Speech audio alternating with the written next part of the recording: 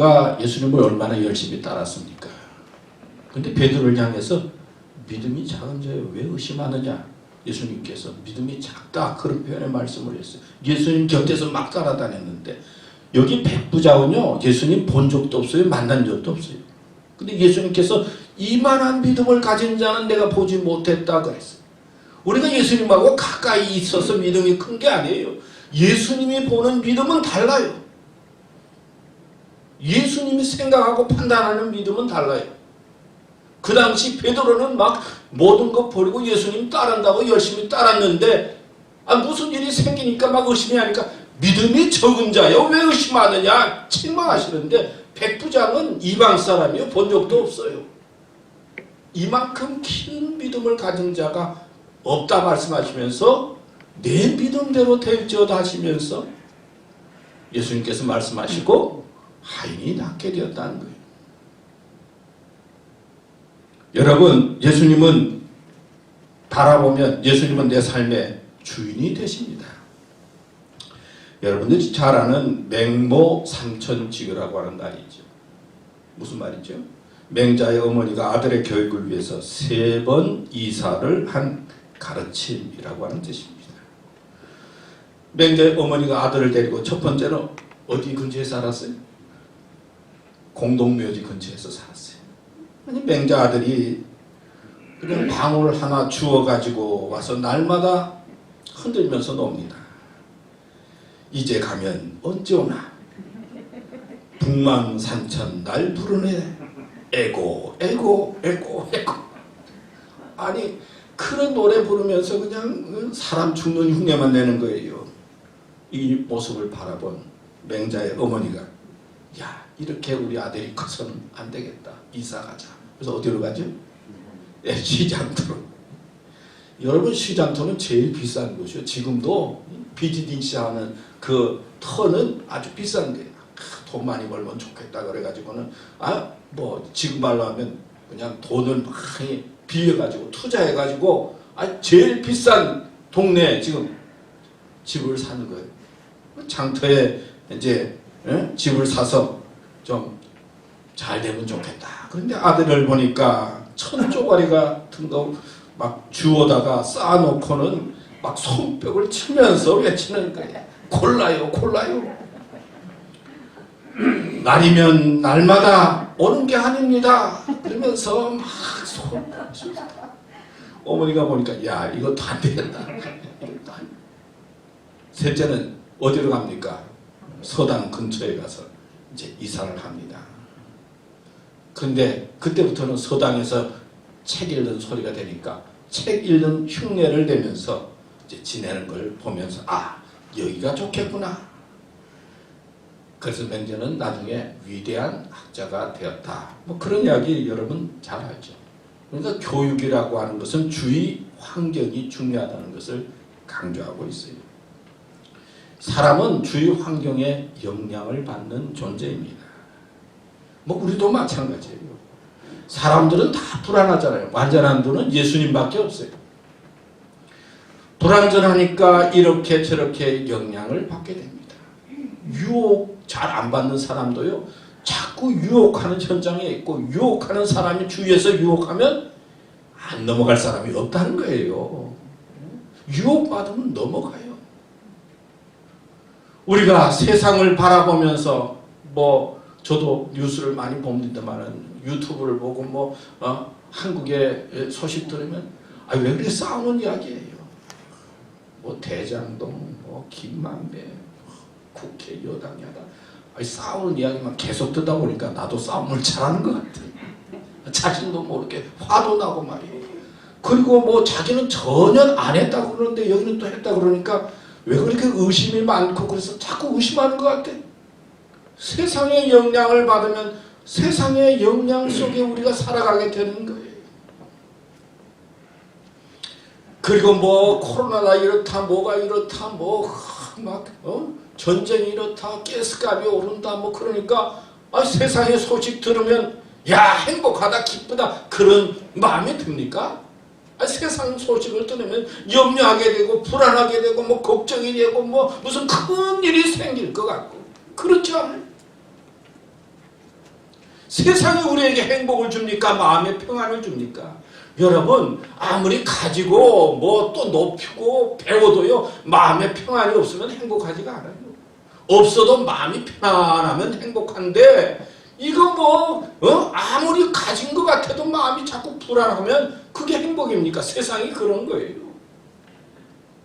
우리가 볼 때는 잘 사는 사람 같고 인기 있는 사람들도 자살하고 그러지 않아요? 마음이 불안하면 가져도 아무 소용이 없어요. 그런데 빌립보서 4장 6절 7절 말씀, 아무것도 염려하지 말고 오직 모든 일에 기도와 간구로 너희 구할 것을 감사함으로 하나님께 아뢰라. 그리하면 모든 지각에 뛰어난 하나님의 평강이 그리스도 예수 안에서 내 마음과 뭘 지켜요? 생각을 지키시리라. 예수님께서는 우리의 마음과 생각을 지켜주시는 분이에요. 예수님의 영향을 받으면은 마음의 평강을 주시고 우리의 마음과 생각을 지켜주시는데, 자꾸 우리는 세상의 영향을 받으니까 불안한 거예요. 세상이 우리의 마음과 생각을 지켜줍니까? 물질이 내 마음과 생각을 지켜줍니까? 예수님께서 내 마음과 생각을 지켜주시면 영생이 있는 거예요. 소망이 있는 거예요. 기쁨이 있는 거예요. 여러분, 여러분의 마음속에 죄가 내 마음을 지배하고 있습니까? 예수님 바라보세요. 예수님 십자가에 달리셔서 보혈의 피를 흘리셨어요. 내 죄를 용서해 주시고 그러기 위해서 십자가에 달려 죽으셨어요. 여러분, 여러분의 병이 내 마음을 지배해서 힘들고 어렵습니까? 예수님을 바라보고 생각하세요. 예수님께서 가장 많이 만난 사람은 병든 사람이에요. 병든 자를 고쳐주시고 내 믿음대로 될지어다 내가 죄 사함을 받았느니라. 예수님 말씀하세요. 예수님하고 가까워지는 거예요. 여러분, 염려가 여러분들의 마음속에 있습니까? 예수님 바라보세요. 너는 마음에 근심하지 말라. 하나님을 믿으니 또 나를 믿으라. 죽음이 두렵습니까? 나이가 들어가니까 걱정이 됩니까? 예수님 죽으셨다가 부활하셨어요. 예수님 바라보는 거예요. 우리가 예수님을 바라보고 예수님을 생각하면 예수님이 내 삶의 주인이 됩니다. 예수님이 내 삶의 주인이 되면 그 믿음을 통해서 내 마음속에 평강이 와요. 행복이 와요. 예수님을 바라보면 예수님께서는 내 삶의 주인으로 다가오시고 우리를 인도하시고 믿음으로 승리케 해주십니다. 예수님을 바라보는 것이 믿음이고 믿음으로 살아가는 교들 되시기를 바랍니다. 두 번째는 예수님은 내 삶을 온전케 한다는 거예요. 제가 성경 말씀을 다 읽지 않으셔도 여러분 보시면서 그 말씀의 뜻을 생각하시면 좋겠어요. 보면 믿음의 주요 또 온전케 하시는 이 예수를 바라보자고 했어요. 예수님은 우리를 온전케 하시는 분이시죠. 우리가 잘 아는 데살로니가 5장 16절 18절, 항상 기뻐하라, 쉬지 말고 기도하라, 범사에 감사하라. 이는 그리스도 예수 안에서 너를 향하신 하나님의 뜻이니라. 우리가 잘 아는 말씀이죠. 여러분, 항상 기뻐할 수 있어요. 쉬지 않고 내 소원을 하나님 앞에 아뢰을 수 있어요. 좋은 일이 생겨서 감사할 수 있어요. 그런데 가장 중요한 것은 그리스도 예수 안에 있는 겁니다. 여러분, 기쁨, 세상에 살다가 내가 도박을 해서 기뻐할 수 있어요. 저 사람이 좋아서 사랑해서 기뻐할 수 있어요. 하다 보니까 막 기쁨 일이 생겨서 손주들 보니까 기뻐할 수 있어요. 기도, 내가 원하는 소원 막 아뢰을 수 있어요. 감사, 저 사람하고 경쟁해서 내가 이겨서 감사할 수 있어요. 그건 세상이에요. 그건 온전한 것이 아니에요. 그리스도 예수 안에 있을 때 기쁨도 기도도 감사도 온전하고 완전하다는 거예요. 여러분, 예수 그리스도 안에 있으면 고난이 옵니다. 몸이 아픕니다. 고통이 있어요. 어려움이 있어요. 그래도 온전한 거예요. 성경에 보면 하나님 마음에 합한 사람이 누구죠? 다윗이죠. 다윗은 성경에 나오는 가장 귀한 인물 중에 한 사람이었어요. 그런데 다윗의 생을 보세요. 온전하고 완전한 사람입니까? 남의 부인을 가로챕니다. 가로챈 것만 가지고는 좀 찜찜하니까 어떡합니까? 그 남편도 전쟁터에 보내서 죽입니다. 아니, 충신이고, 그리고 정말 나라를 위해서 일하는 귀한 사람을 전쟁터에 나가서 죽여요. 오늘날 같으면 청문회 열어가지고 아마 다윗 감옥에 보냈을 거예요. 또 솔직하게 이야기하면 여러분보다 나은 거 하나 없어요. 여러분 그렇게 살았습니까? 누구를 죽였습니까? 남의 아내를 빼앗았습니까? 우리 장로님, 우리 권사님 계시는데, 아니 다윗보다 못한 게 뭐가 있어요? 인간적으로 따지면 그만큼 나쁜 사람이 어디 있어요? 어떻게 생각하면 이런 사람을 하나님의 마음에 합한 사람이고, 다윗의 자손 예수 그리스도 그렇게 이야기합니까? 율법이나 도덕적으로 이야기하면 다윗은 우리보다 나은 게 없다고 생각해요. 자녀들도 죽고 부인도 열어뒀고 집안도 엉망이고 말이에요. 그런데 왜 하나님의 마음에 합한 사람이었을까요? 그는 어떤 상황 속에 있든지 하나님을 바라보는 사람이었어요. 하나님께 기도하는 사람이었어요. 잘못했으면 용서를 구할 줄 아는 사람이었어요. 중요한 것은 시편을 통해서나 말씀을 통해서 보면 언제나 하나님을 바라보면서 살았다. 예수 그리스도 안에 있었다. 하나님 안에 있었다는 거예요. 하나님을 바라보면서 사는 믿음의 사람이었다는 거예요. 우리는 윤리나 도덕적으로 막 사람을 판단합니다. 그러나 윤리와 도덕을 뛰어넘어서 예수 그리스도 안에 있을 때 온전해지는 거예요. 왜 그렇습니까? 예수님께서 우리를 위해서 십자가에 달려 죽으셨어요. 보혈의 피를 흘리셨어요. 우리의 죄를 위해서 죽으시고 부활하셨어요. 예수 그리스도 안에 있을 때 우리가 온전해지는 거지, 예수 그리스도 밖에서 내가 착하다, 온전하다, 훌륭하다 의미 없다는 거예요. 하나님의 말씀은요. 우리의 온전함은 예수 그리스도 안에 있을 때 우리의 삶이 온전해지는 것입니다. 우리가 아무리 착하고 훌륭하고 남들보다도 뛰어나고 그래서 위대한 게 아니에요. 하나님께서 예수 그리스도를 보내주셔서 예수 그리스도가 믿어집니다. 예수님께서 나의 죄를 위해서 죽어진 그 사실이 너무나 감사합니다. 그 하나님의 사랑이 받아져요. 그럴 때 의롭다 여겨지고 죄에서 자유함을 얻습니다. 여러분, 우리가 살다 보면 너무 힘들 때가 많아요. 병들 때도 있어요. 고통당할 때도 있어요. 가정 속에 다툼이 있을 수도 있어요. 비즈니스도 안 될 때도 있어요. 그럴 때 어떡합니까? 그래도 예수님을 바라봅니다. 예수님과 가까이 합니다. 예수님께 기도합니다. 그러면 하나님께서는 그런 상황 속에 있다 하더라도 우리의 삶을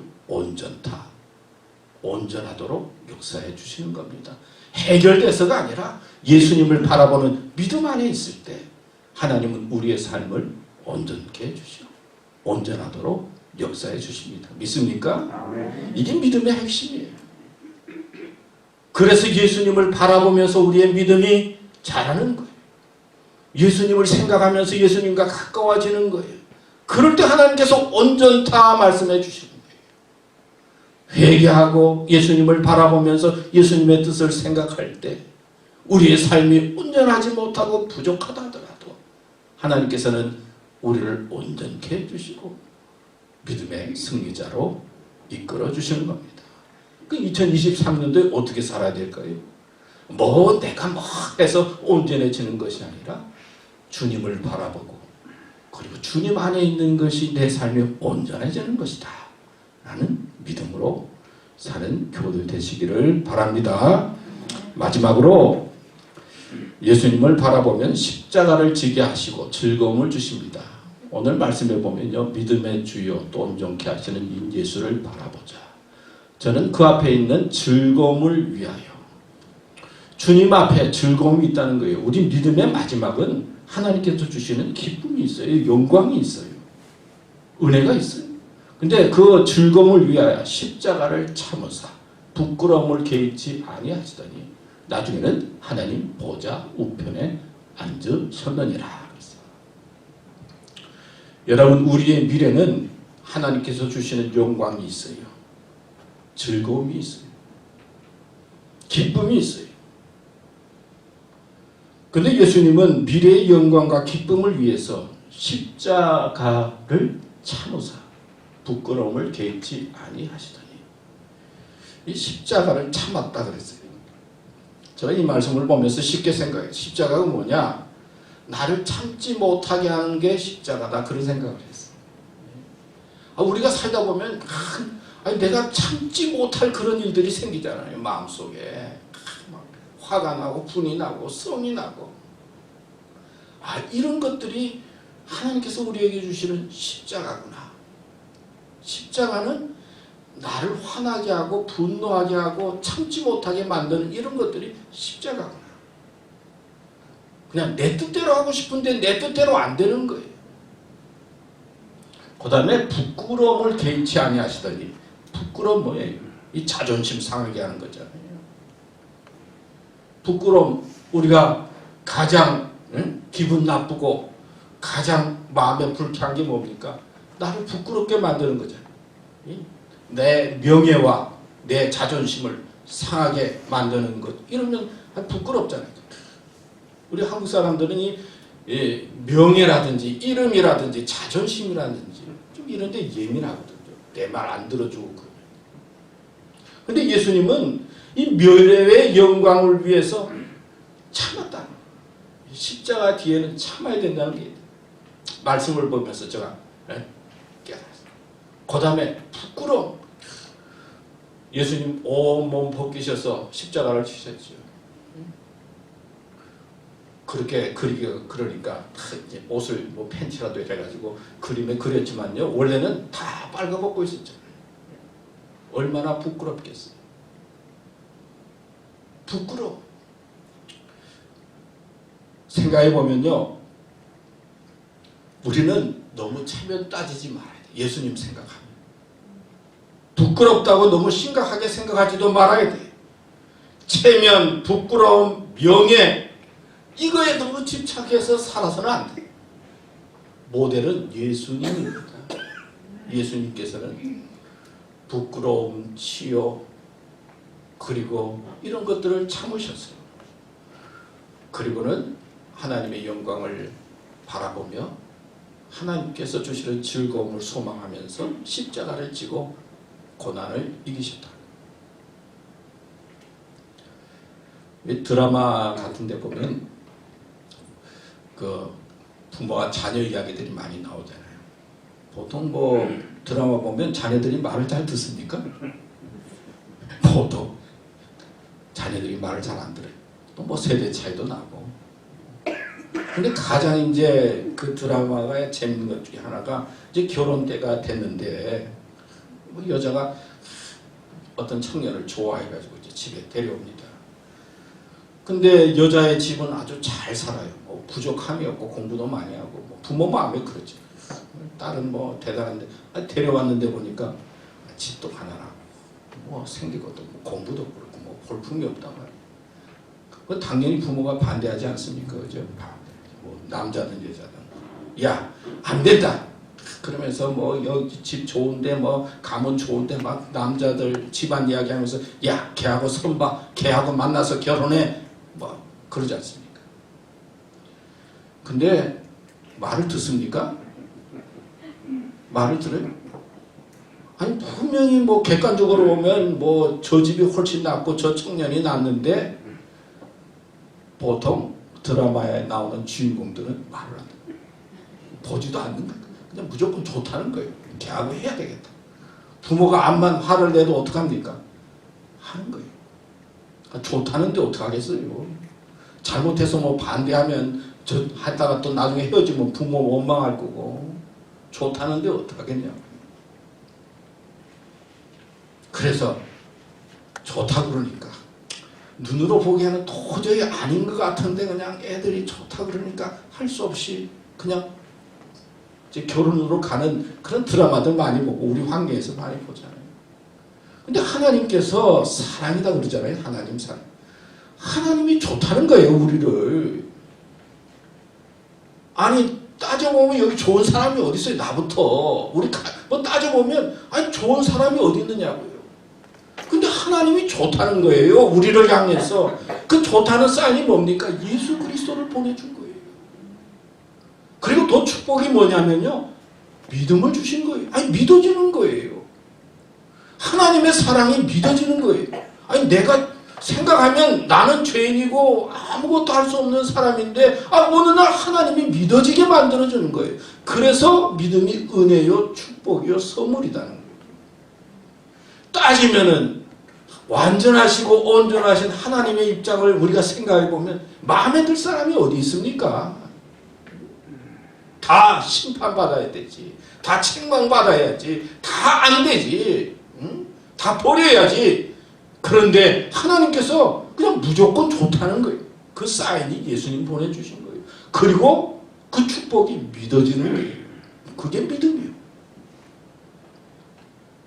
그러니까 우리는 얼마나 축복받은 사람입니까? 얼마나 귀한 사람입니까? 뭐 똑똑한 것도 아니고 잘난 것도 아니고 대단한 것도 아닌데 뭐 교만할 게 어디 있어요? 하나님께서 그냥 좋다는 거예요. 우리를 좋다고 말씀하는 거예요. 믿습니까? 이게 얼마나 큰 은혜인지 몰라요. 무조건 좋다는데. 그래서 하나밖에 없는 아들 예수님을 보내주시고 아유 그렇게 살면 안 되는데 그런 우리를 위해서 예수님께서 십자가에 달리시고 보혈의 피를 흘리시고 그리고 부활하셨어요. 여러분, 하나님이 우리를 사랑하신다. 내가 먼저 사랑하는 것이 아니라 하나님께서 우리를 먼저 사랑하셨다. 이것이 믿어지고 깨달아지는 것이 은혜요, 축복이요, 믿음의 중심입니다. 그렇기 때문에 믿음은 지식이 아니에요. 능력도 아니에요. 우리는 은혜입니다. 축복이요, 사랑입니다. 감사입니다. 2023년 우리가 어떻게 살아야 될까요? 우리 믿음으로 살자. 무슨 확신, 잘 될 것이다. 그것도 중요하지요. 낙관적이고 긍정적인 마음을 가지는 것도 중요하지만 더 중요한 것은 예수님을 바라보면서 사는 거예요. 믿음으로 사는 거예요. 그리고 예수님을 바라보면서 예수님을 내 마음속에 모시고 자꾸 생각하면서 하나님, 나 이래요. 어떻게 하면 좋겠어요? 그럴 때 그 믿음이 우리를 온전하게 하고 구원에 이르게 하고 영생의 사람으로 이끌어 주십니다. 믿습니까? 아멘. 믿음으로 승리하는 삶이 되시기를 축원합니다. 기도하겠습니다. 하나님 아버지, 오늘 믿음에 대한 말씀 같이 나누었습니다. 우리가 세상 바라보면 세상 때문에 많은 영향을 받게 되는데 세상 속에 있지만은 그래도 2023년도는 예수님을 바라보면서 또 예수님 생각하면서 믿음으로 살도록 축복해 주시고 그 믿음을 통해서 하나님의 기적을 체험하게 하고 천국에 대한 소망을 갖게 해주시고 그 믿음으로 자신을 다스리게 하고 믿음으로 하나님을 기쁘시게 하는 삶이 되도록 역사하여 주시옵소서. 예수님의 이름으로 기도드립니다. 아멘.